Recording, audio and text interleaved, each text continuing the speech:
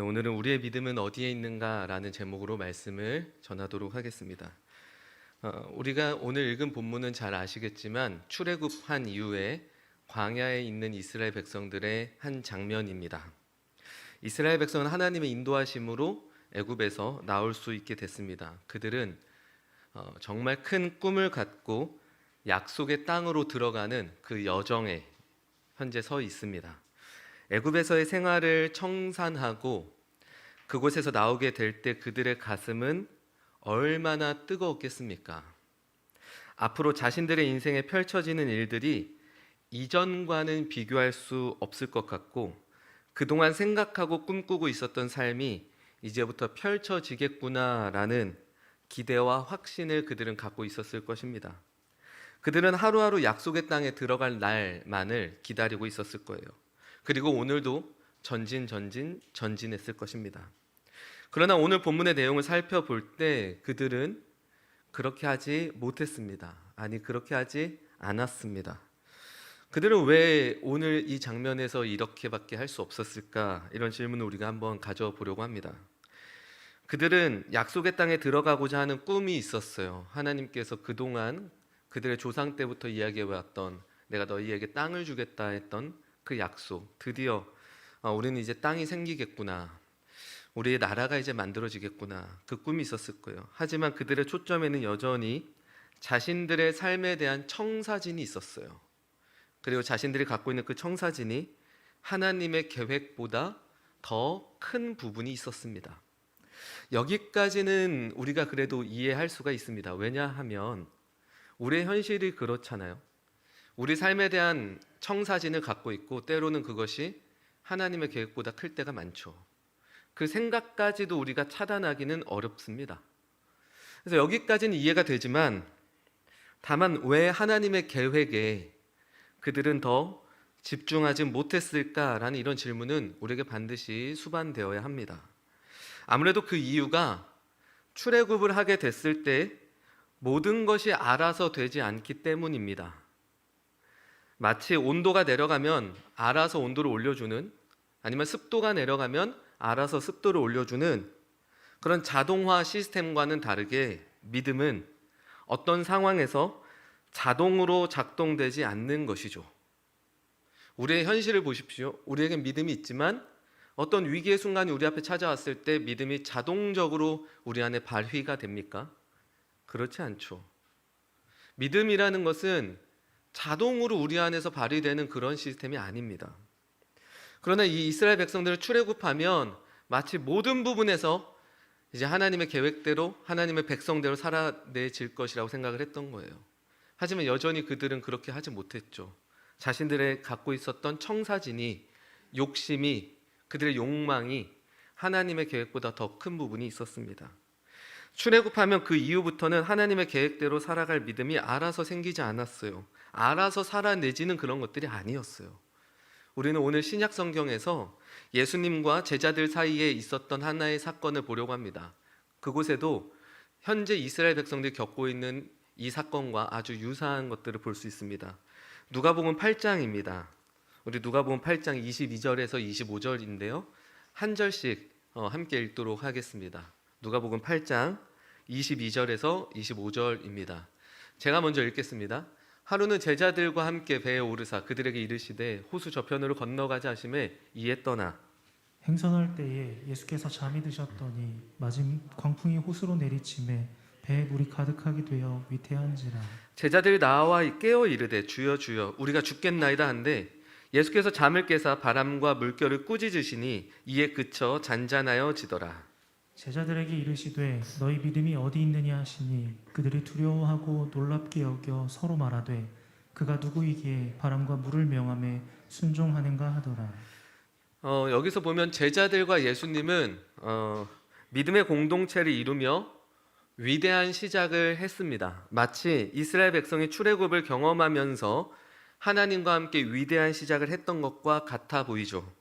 제자들은 예수님과 함께 배에 올라 호수 저편으로 건너가는데 여기에서 우리는 주목할 만한 한 가지 사건을 볼 수 있습니다. 광풍이 불기 시작했어요. 그리고 이 광풍은 배에 물을 가득 차게 만들었죠. 이 정도 표현이면 지금 현재 이들의 상황은 절대 가벼운 상황이 아닙니다. 그래서 제자들은 주무시고 계신 예수님을 깨우기 시작합니다. 그 표현에서 그들의 절박함을 볼 수 있는데 그들은 이렇게 말을 해요. 주여 주여 우리가 죽겠나이다. 이에 대해 예수님은 잠에서 깨시고 나서 광풍을 다 잔잔하게 하십니다. 그리고 나서 이 사건이 끝나는가 했는데 끝나지 않았어요. 예수님은 이 사건 이후에 제자들에게 바로 질문을 하나 하십니다. 그 질문이 바로 이것이죠. 너희의 믿음이 어디에 있느냐라고 갑자기 묻습니다. 우리는 여기를 좀 주목해서 생각을 해봐야 됩니다. 예수님의 질문이 오히려 너희가 정말 믿음이 없다라고 말씀하시거나 아니면 너희는 참 믿음이 약하다 이렇게 말씀하셨다면 더 이해가 잘 됐을 텐데 예수님은 그렇게 질문하시지 않으셨어요. 예수님은 너희의 믿음이 어디에 있어? 이렇게 물어보고 계시죠. 너희 믿음 참 없다. 너희 믿음 너무 약해. 이렇게 하시지 않았다라는 거예요. 이 질문에서 우리는 뭘 할 수 있냐? 우리는 믿음이 없거나 약하거나 그거의 문제가 아니라는 것입니다. 그럼에도 우리는 우리의 현실을 보면 여전히 내가 믿음을 만들어내지 못한다라는 것 때문에 나의 실력과 그런 현실에 집중할 때가 많습니다. 신앙을 거기에 집중할 때가 많죠. 난 늘 믿음이 없어. 난 믿음이 늘 약해 라고 말하며 신앙을 내 실력과 연결지어 생각하는 것들이 우리일 때가 많아요. 반대로는 믿음으로 무엇인가 살아낸 사람들이 자신의 믿음을 뽐내기도 하죠. 어쨌든 전자나 후자나 모두 다 똑같습니다. 뭐가 똑같냐면 믿음을 내가 만들어낸다라는 그 점에서는 두 사람 다 똑같은 사람이죠. 그러나 오늘 본문을 통해서 우리가 알 수 있는 것은 믿음은 그런 곳에서 만들어지는 것이 아니라 믿음을 우리가 만들지 않고 하나님께서 우리에게 선물로 주신다라는 거예요. 왜냐하면 제자들은 분명히 지금 실력이 없거든요. 거기에 대해서 예수님은 믿음이 없어라고 하시지도 않았고 너희들 믿음이 참 약해라고 하지 않았어요. 그들에게 믿음의 근원을 묻지 않았어요. 너희들은 믿음이 있는데 그 믿음 도대체 어디 있는 거야? 어디에 있어? 이렇게 묻고 계시죠. 지금 그들은 믿음이 있는데도 불구하고 까먹고 있는 것이에요. 이제는 그 믿음을 다시 꺼내서 사용해라 이렇게 말씀하고 계십니다. 믿음은 우리의 어떤 위기의 상황에 자동 시스템으로 작동하지 않기 때문에 그렇습니다. 그래서 예수님은 너희들 갖고 있는 그 믿음 빨리 꺼내서 사용해 라고 말씀하고 싶었던 거예요. 흔히 신앙을 시작하면 모든 부분에서 알아서 될 것이라고 생각할 수 있는데 실상은 그렇지 않습니다. 우리가 예배를 드리고 하나님을 믿는다라고 말하면 우리 삶에 돌아갔을 때 모든 부분이 정말 하나님 앞에 온전히 세워집니까? 자동으로요? 그렇지 않죠. 이스라엘 백성의 이야기로 다시 돌아가면 누군가는 애굽에 있다가 다들 나가니까 정신없이 나간 사람들도 있었을 것입니다. 그리고 이것저것 챙겨오지 못하는 사람들이 대부분이었을 거예요. 그들이 어떻게 하루아침에 출애굽을 했다고 해서 하나님의 백성과 자녀로 살아낼 수 있었겠습니까? 이게 출애굽 한 번으로 어떻게 그들이 모든 부분에서 하나님의 뜻을 체화해서 살아낼 수 있겠냐라는 것이죠. 그럴 수 없었어요. 매 순간마다 그들의 삶에서 그들은 믿음을 붙들고 살아내는 그 훈련과 경험이 필요했습니다. 그들은 출애굽하면서 여전히 자신들의 계획과 욕심으로 기대하고 있었을지 모릅니다. 그러나 광야에서의 여정이 어떻겠습니까? 생각보다 길어지게 되었죠. 하나님은 곧바로 약속의 땅으로 그들을 들어가게 하실 수도 있었지만 그렇게 하시지 않았습니다. 이스라엘 백성 입장에서는 이해가 되지 않았어요. 모든 환경이 다 만들어졌고 이제 가면 되는데 하나님은 왜 우리를 빨리 그 땅으로 인도하시지 않을까 말이죠. 하나님이 이 일을 서두르지 않으신 이유는 단 한 가지였어요. 그들의 정체성에 문제가 있었죠. 가나안 땅에 들어가는 것이 목적이 아니라 그 땅에 들어가서 그들이 하나님의 나라로 그곳에서 세워지는 것이 목적이었어요. 하지만 현재 광야에서 그들의 모습을 봤을 때 가나안 땅에 들어가 봤자 그들은 여전히 하나님 없이 살아갈 수 있겠구나라고 생각하셨던 겁니다. 가나안 땅에 들어가면 어떻게 될까요? 지금 여기가 광야입니다. 근데 가나안 땅에 들어가면요, 풍족함들이 눈에 보이기 시작하고요, 부가 보이기 시작하고요, 권력이 보이기 시작하고 수많은 것들이 이제부터 눈에 들어오게 되고 우리 귀에 들려지게 될 거예요. 그럼 그때 과연 그들이 믿음으로 서 있을 수 있을까요? 지금 광야에서도 이러는데요. 하나님은 그들이 조금 더 성숙해야 됐고 믿음으로 더 많은 경험을 통해서 하나님과 함께하는 것을 원하셨어요. 그래서요, 아직까지도 그들을 가나안 땅으로 들여보내지 않죠. 그들은 40년 동안 광야를 돕니다. 아마 지도를 보시면 아시겠지만 이렇게 길쭉해요. 여길 계속 도는 거예요. 40년 동안. 근데 그 거리가 직진으로 이렇게 하면 끝나는 거리였거든요. 하지만 하나님의 계획은 완벽하기에 그들을 그곳에서 하나님의 자녀로 만드실 생각이셨습니다. 그들은 하나님의 자녀가 되고 하나님의 뜻을 따라 사는 법을 배워야 됐어요. 그리고 그것에 익숙해져야 됐었고 거기서부터 체화되는 것이 필요했습니다. 지금 이스라엘 백성에게 가장 필요한 것이 무엇입니까? 딱 하나였어요. 믿음. 믿음이죠. 자신들이 갖고 있는 청사진보다 하나님의 계획 앞에 순복할 수 있어야 했습니다. 광야에서 그 믿음을 붙들고 살아내는 것이 그들에게 가장 필요했다라는 것이에요. 그렇다면 누가복음 8장 우리가 조금 전에 읽었죠. 그 장면에서 제자들에게도 가장 필요했던 것이 무엇입니까? 바로 믿음입니다. 그렇다면 무엇을 믿는 것입니까? 이것이 중요해요. 무엇을 믿는 것일까요? 이스라엘 백성에게는 하나님이 어떤 분인지 아는 것이에요. 하나님 어떤 분인지 아는 것이죠. 하나님이 어떤 분이십니까? 애굽에서 10가지 재앙을 내리셨고 홍해를 가르고 광야에서 먹이고 돌본 그 하나님을 알았어야 됐어요. 그 하나님 믿어야 됐었고, 근데 그 지식이 어떻게 됩니까? 흐려지기 시작하자 그들 가운데 문제가 생기기 시작합니다. 이 하나님에 대한 지식이 흐려지기 시작하면요, 우리는 현실에 대한 상당한 왜곡을 받아들이게 됩니다. 우리의 믿음은 어디에 있는지 아십니까? 하나님을 정확히 알고 있느냐에 우리의 믿음이 있어요. 근데 하나님을 잘 알지 못하면 우리의 믿음은 흔들릴 수밖에 없어요. 이들의 마지막 멘트가 뭐였죠? 오늘 본문에서 우리를 죽여 죽게 하시는구나. 하나님이 언제 죽겠습니까? 하나님에 대한 우리의 지식과 묵상이 사라지기 시작하면요, 우리는 길을 잃을 수밖에 없습니다. 그러면 이것이 나중에 시간이 더 지나면 얼마나 무섭냐면요, 하나님을 묵상하는 법을 까먹습니다. 안 까먹을 것 같으시죠? 이거 까먹습니다. 예배를 온전히 드리는 거 까먹습니다. 뭔지 몰라요. 하나님 말씀대로 살아낸다라는 게 뭔지 아예 상상도 안 될 정도로 우리는 멀어지게 될 거예요. 그러므로 우리가 믿음을 붙들기 위해선 하나님이 어떤 분이신지 말씀을 통해서 많이 알아가셔야 돼요. 하나님 어떤 분인지 안다면 그 위기 앞에 이스라엘 백성들은 이렇게 말하지 않았을 거예요. 오늘 본문 앞에 15장을 보게 되면 사흘길 동안 그들은 물을 먹지 못해서 모세를 원망합니다. 그런데 모세를 원망하는 것은 하나님을 원망한 것과 같아요. 그러나 15장 마지막 부분, 오늘 우리는 16장을 읽었어요. 15장 마지막 부분을 보면 그들이 엘림에 도착했다고 해요. 오늘 본문은 엘림을 떠나서 신광야에 있는 것입니다. 근데 엘림이라는 곳이 어디냐면 오아시스를 뜻해요. 그곳에는 물샘이 12이 있고 종려나무가 70그루나 있었다라고 15장 마지막 구절에 나와 있습니다. 하나님이 결국은 그들을 물이 있는 대로 이끄셨어요. 하나님께서. 그런데 그들은 상황에 대해서 너무 쉽게 자신들이 갖고 있는 청사진을 들이밀었죠. 그리고 하나님의 계획보다 그 모든 것들을 다 자신들의 청사진으로 모든 것을 다 평가하기 시작했어요. 제자들에게 믿음도 똑같습니다. 지금 이 폭풍을 만난 제자들에게 무엇이 필요했을까요? 예수님이 누구신지 정확히 알았다면 그들은 지금 이런 장면에서 이렇게 하지 않았을 거예요. 그동안 그들은 예수님과 사역을 하면서 수많은 기적을 봤습니다. 죽은 자를 살리시고 줄인 자들을 먹이시고 병든 자를 고치신 예수님을 봤어요.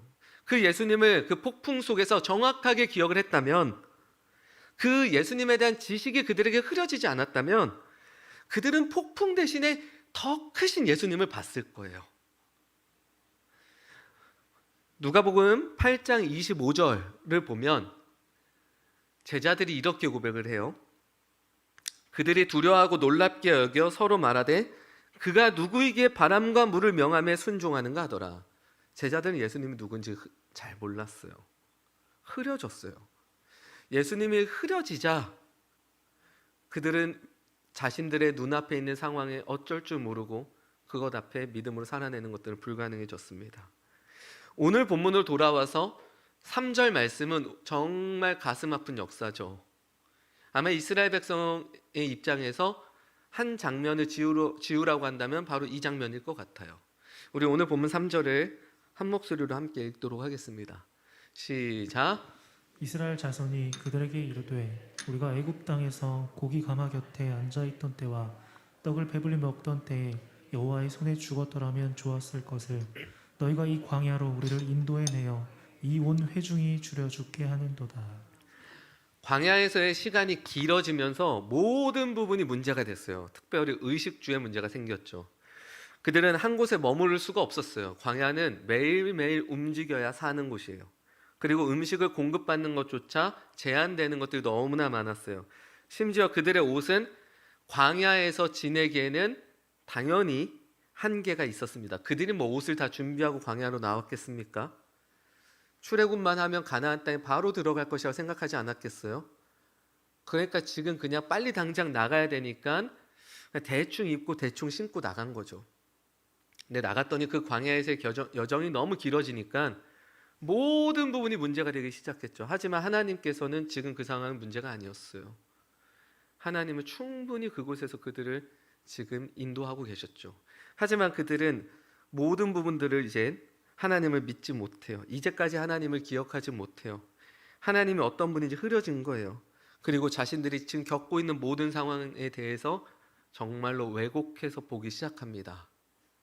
옷이 해질 수 있어요. 먹을 게 좀 없을 수 있어요. 이동하면서 살아야 됐을 수도 있어요. 하지만 그곳이 하나님의 인도하심 속에 있다라고 했다면 그들은 그 길을 걸을 수 있었을 거예요. 하지만 그것들이 이제 눈에 들어오기 시작해요. 왜 우리가 이렇게 살아야 될까? 왜 우리가 이렇게 지금 여기서 고생을 해야 될까? 그들은 그때를 그리워하기 시작하죠. 노예로 살아갔던 때. 하나님의 뜻을 알았고 시작했지만 그들의 인생은 매일 위기의 순간이었습니다. 우리의 삶과 닮아 있죠. 우리의 인생도 매일 위기가 찾아오잖아요. 일을 해도 위기가 있고요. 관계 위기도 매일매일 찾아옵니다. 이 관계를 풀어가야 되고 이 일을 풀어가야 되고 그 내 자신과의 관계 있잖아요. 우리의 정체성, 내 자존감. 우리 또 이런 것들 풀어가야 됩니다. 근데 거기에서 매일같이 우리는 위기가 생겨요. 저는 사람이 이 세 가지가 되게 중요하다고 생각을 해요. 내가 하고 있는 일이 나름대로 잘 되어져 가고 있냐. 저 이거 되게 중요합니다. 저에게는. 두 번째는 관계. 한 주를 쫙 돌아보면 저는 이 세 가지로 하나님 앞에 좀 많이 나올 때가 있어요. 관계적 문제가 없었지만 또 생기는 주가 있고요. 그 다음 세 번째는 내 자신에 대한 여러 가지 문제들도 생길 때가 있어요. 내 어떤 존재에 대한 어떤 안정감이 예전에는 이렇게 있었지만 어떤 때는 내 존재에 대한 수많은 질문들이 들어오면서 안정감이 무너질 때가 있죠. 이 세 가지 중에 한 가지라도 흔들리면 상당히 스트레스가 심합니다. 근데 이것이 우리 인생의 위기거든요.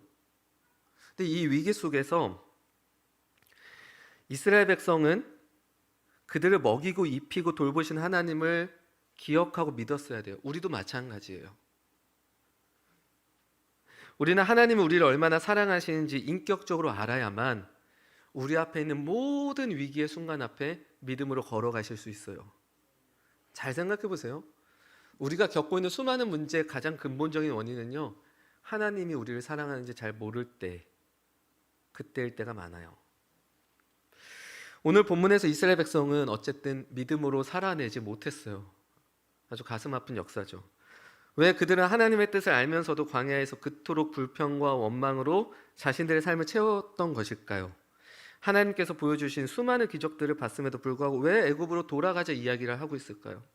무엇이 그들로 하여금 그 꿈꾸는 삶에 있으면서도 꿈을 따라 살지 못하게 만든 것일까요? 그래서 바로 자신들이 갖고 있는 청사진, 있었겠지만 또 한 가지는 바로 익숙함이에요. 익숙함이라는 게 너무 무서운 것인데 애굽에서 있을 때는 비록 노예로 살아갔어요. 하지만 그들의 주인들의 곡식 창고를 보면 늘 곡식이 가득 차 있었어요. 당시 이집트는 풍요의 상징이었어요. 거기는 농사를 지면 그냥 모든 것들이 다 맺어지는 곳이었어요. 엄청난 땅이죠. 이스라엘 백성은 거기서 풍요를 봤어요. 자신들 풍요하지 못했지만 자신들의 주인들의 풍요를 봤죠. 그리고 적어도 그곳에 곡식 창고에서 내가 먹을 수 있는 것들은 그래도 있다라는 생각을 했던 거예요. 그리고 그곳에 있었으면 우리는 이렇게 못 먹고 하지는 않았을 텐데, 죽지는 않았을 텐데, 지금 그들은 어떤 상황입니까? 줄여 죽겠다라고 할 정도의 상황인 거예요. 그러니까 노예대로 돌아가고 싶어하는 것이죠. 이 사람들은요, 원래 그런 존재가 아닌데 그 익숙함 때문에 어떻습니까? 자신들의 존재를 착각하기 시작합니다. 이스라엘 백성 노예가 아니에요. 근데 착각하기 시작해요. 왜 착각할까요? 익숙함에 빠져서 그렇죠. 우린 예전에 그랬는데 저랬는데, 그러니까 거기로 돌아가려고 하면 거기에는 하나님 어떠한 계획들이 없었거든요. 자신의 존재를 잃어버리기까지 합니다. 하나님은 구름 기둥과 불 기둥으로 그들을 인도하셨어요.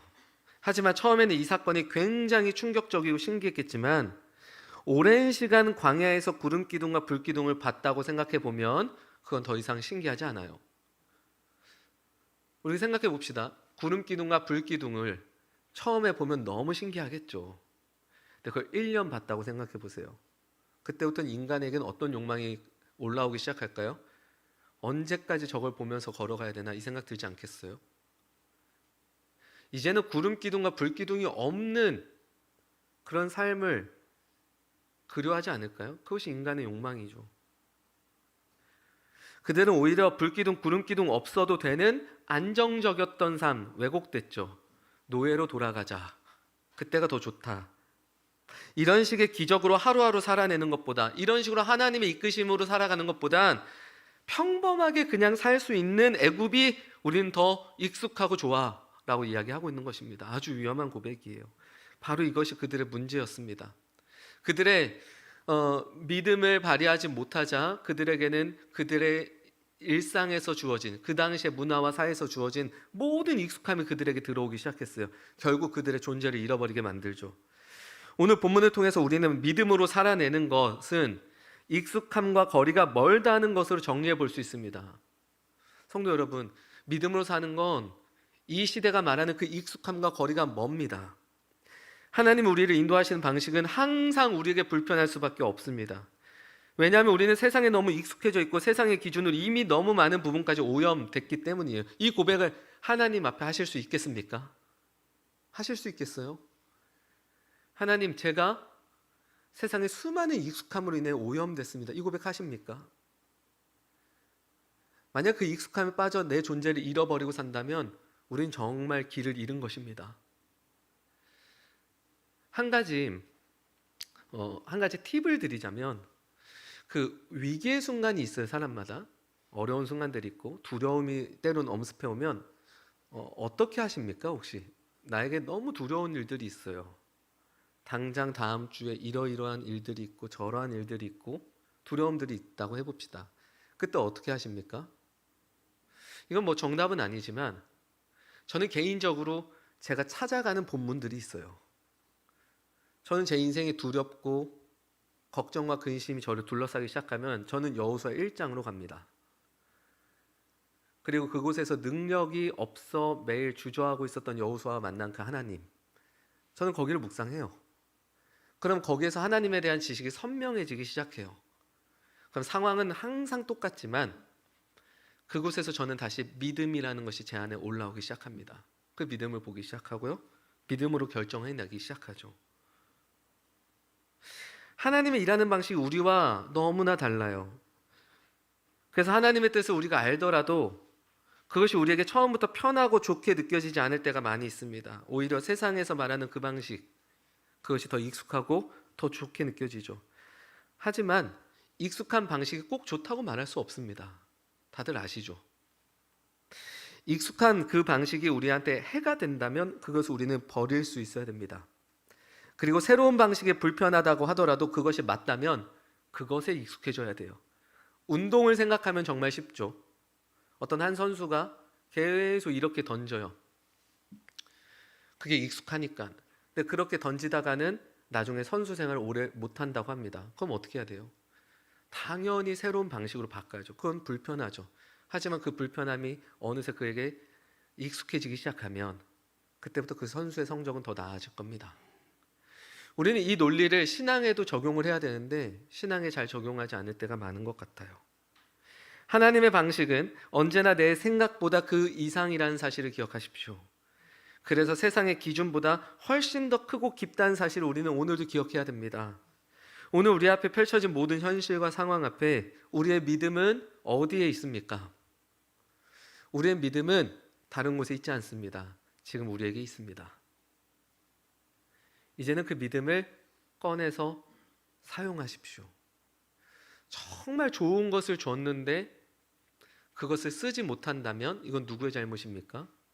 정말 좋은 것을 준 사람의 잘못일까요? 아니죠. 그것을 쓰지 못한 사람의 잘못이죠. 여기 계신 성도 여러분, 우린 다 믿음이 있습니다. 믿음이 있으세요. 저는 그래서 개인적으로 믿음 없어요 막 이렇게 막 호통치는 그런 부흥사님들을 좋아하지 않습니다. 예전엔 좋아했어요. 그런 걸 들으면 막 자극도 되고 기도도 잘 되고 눈물도 나고. 왜냐 앞에서 호통치면 눈물 나요.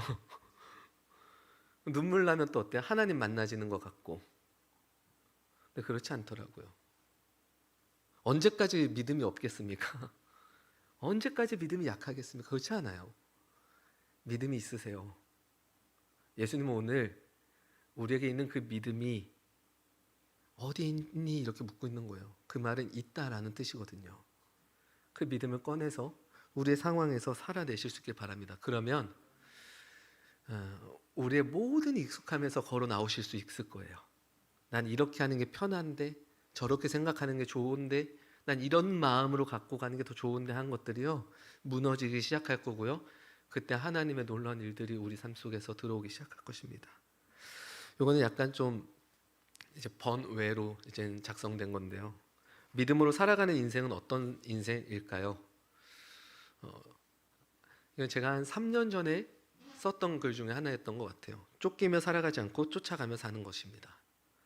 저는 매일 쫓기며 살다 보니까 이런 생각을 많이 했어요.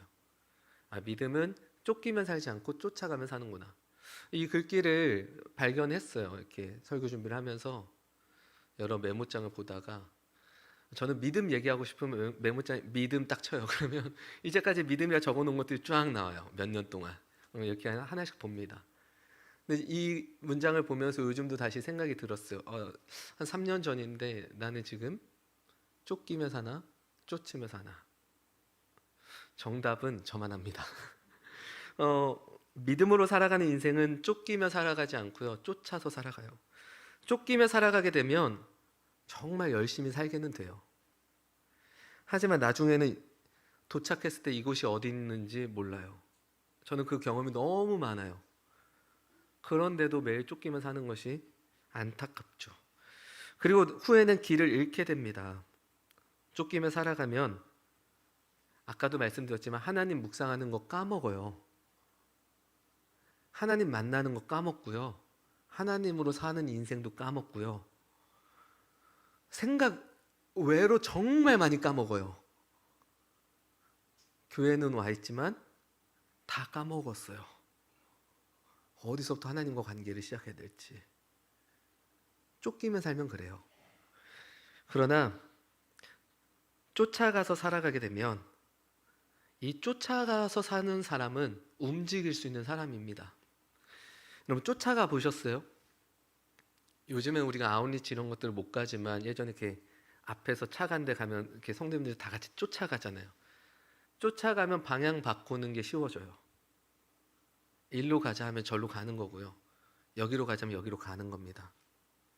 쫓아가는 사람은 조금 다르더라도 방향을 맞출 줄 알고요. 목적지로 갈 수 있게 됩니다. 그것을 위해서라면 자신의 생각과 기준과 방식조차 바꿀 수 있는 사람이에요. 우리는 오늘 나에게 가장 익숙해져 있어서 생각하지 못하고 있던 부분들이 무엇인지 묵상해야 됩니다. 그리고 거기에서부터 나와 하나님이 이끄시는 방식대로 살아가기를 힘써야 합니다. 그리고 거기에는 반드시 믿음이 필요합니다. 그 믿음은 뭐라고요? 예수님에 대한 지식을 더 넓혀 가십시오. 예수님이 어떤 분인지 더 깊이 만나십시오. 그리고 더불어 성경 전체에서 하나님이 우리를 얼마나 아끼고 사랑하시는지를 보십시오. 그럼 우리 눈앞에 있는 그 상황에 주저하지 않게 됩니다. 우리의 믿음은 어디에 있습니까? 이 질문으로 이제 설교를 마치겠습니다. 우리의 믿음은 어디에 있습니까? 지금 우리 안에 있습니다. 예수님이 어떤 분이신지 매일 기억하며 그 길로 온전히 살아내실 수 있기를 이 시간에 축복합니다. 함께 찬양하겠습니다.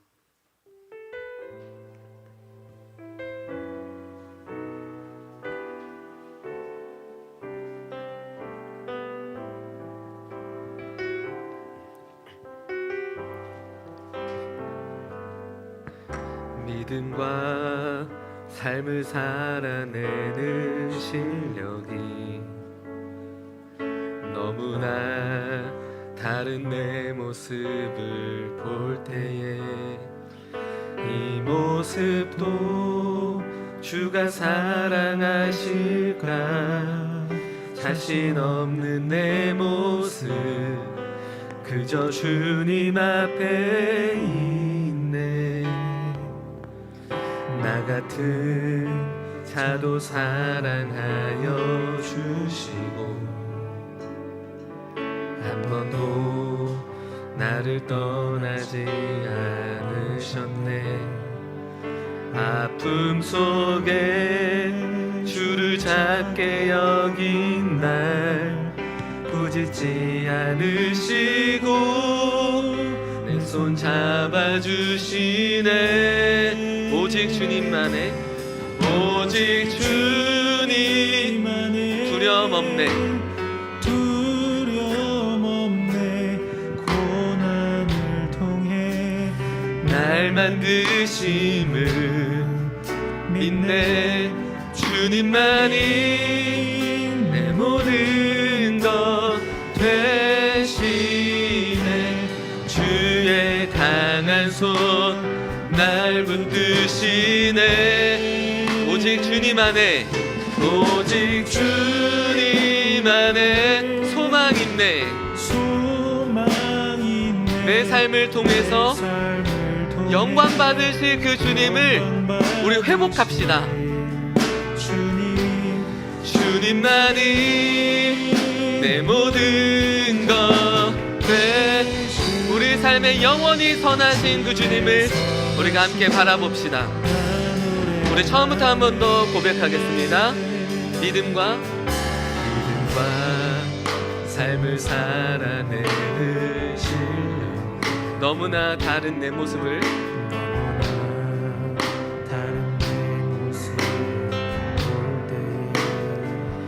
이 모습도 주가 사랑하실까 자신 없는 내 모습 그저 주님 앞에 있네 나 같은 자도 사랑하여 그 사랑을 붙들기를 원합니다 한 번도 나를 우리의 힘은 그 하나님의 사랑을 의지하는 것에 있습니다 아픔 속에 때로는 우리가 주님을 작게 여긴 그런 날들도 있지만 여전히 그 순간에도 우리를 붙들고 계십니다 우리 함께 고백합시다 오직 주님 안에 두려움 없네 고난을 통해 날 만드심을 믿네 주님만이 내 모든 것 주의 강한 손 날 붙드시네 오직 주님 안에 오직 주님 안에 삶을 통해서 하나님께서 영광 받으실 그날을 우리 꿈꾸며 함께 나아갑시다. 주님만이 내 모든 것 대신해 주에서 우리 한 번 더 고백할까요? 오직 주님 안에 모든 두려움 없네. 오직 주님 안에 두려움 없네.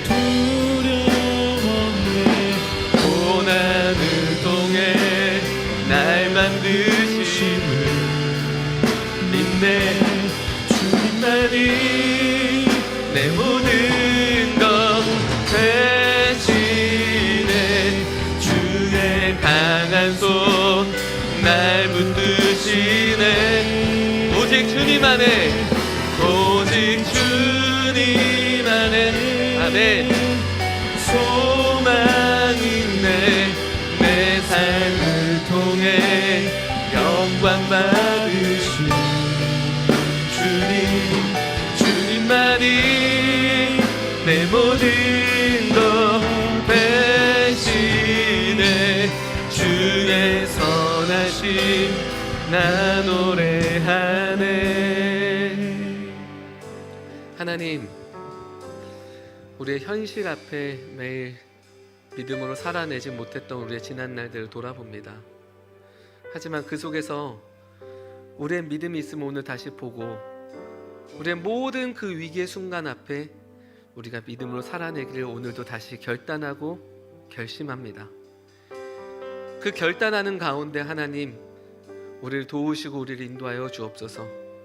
하나님은 우리를 사랑하시지 않을 것 같다는 불신과 의심들이 우리 안에 싹트기 시작할 때 우리가 매일 말씀으로 돌아가 하나님 우리를 얼마나 사랑하고 아끼시고 돌보시는지 보게 하시고 그 사랑을 의지하며 걸어갈 때 우리 눈앞에 있는 모든 상황들 속에서 하나님 우리를 승리케 하여 주옵소서. 우리의 믿음은 예수님께 있습니다. 예수님이 이 땅에서 행하신 그 일들을 매일같이 기억하게 하시고 그 일의 깊이를 알 때 하나님 우리는 우리 눈앞에 있는 모든 익숙한 방식에서부터 벗어나 주님께서 걸어가신 그 십자가의 길을 우리도 따라 걸어갈 수 있음을 오늘 고백합니다. 주께서 우리 가운데 그렇게 인도하시고 역사하실 줄 믿사오며 살아계신 우리 주 예수 그리스도의 이름으로 기도합니다. 아멘. 이제는 우리 주 예수 그리스도의 은혜와 하나님의 무한하신 사랑과 성령님의 교통 인자하심이 모든 위기의 상황 속에서 믿음을 붙들고 살아가게 될 입장제일교회 모든 성도들과 그들의 가정과 그들의 직장 위에 이제로부터 영원까지 함께 있을지어다. 아멘.